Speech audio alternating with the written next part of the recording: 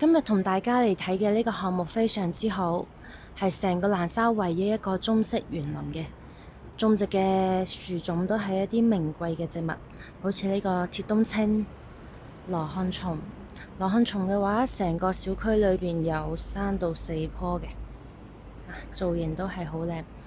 石材都係一個真石材，打造一個小橋流水嘅中式風格。喺城區裏邊有咁樣嘅一個中式風格環境，山水庭院，藍天白雲，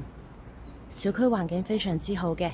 重點同大家推薦呢個樓盤，除咗環境同埋位置非常靚之外，有一個好重要嘅原因就係呢個樓盤而家有一個好好嘅金融政策，只需要10萬蚊首付就可以買到咁靚嘅環境啦。